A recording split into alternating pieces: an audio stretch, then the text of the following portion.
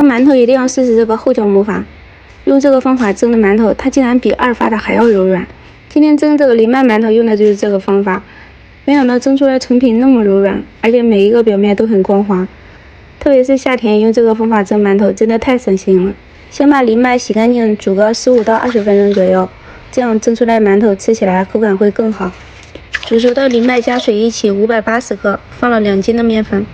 大家在揉面团的时候，要根据自己的面粉吸水性不同，适当的调整一下水量。揉成这种不光滑的，但是没有干粉的状态，就可以盖上盖子醒个半小时再来揉面。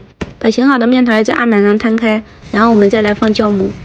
酵母里加凉水，把它化开，然后再抹到面团上。夏天我们在做包子或者是馒头的时候，这个酵母就可以减一些。天气热，我们少放点酵母，它也能发酵的起来。这样我们在揉面团的时候，它不会过快的发酵，然后面团就非常好揉。揉面团呢，就用这种搓衣服的手法去揉，因为这个面团提前水合过，很快就可以揉得很细腻。我是没有加油跟糖的，如果大家想吃甜的，可以在和面的时候直接加上糖。揉成这种表面比较光滑的面团，就可以用擀面杖擀薄。从一头开始给它卷起来，尽量卷得紧实一些。搓成长条后切成小剂子，我这里切的大小是120克左右。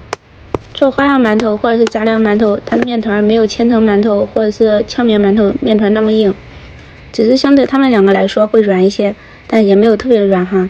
捋点面团放在瓶盖里按平，这样可以用瓶盖发酵法来准确的判断发酵程度。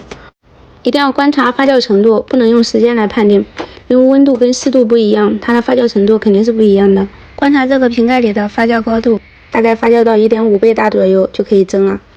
冷水上锅蒸，水开以后冒大气开始计时20分钟，焖3分钟再开盖。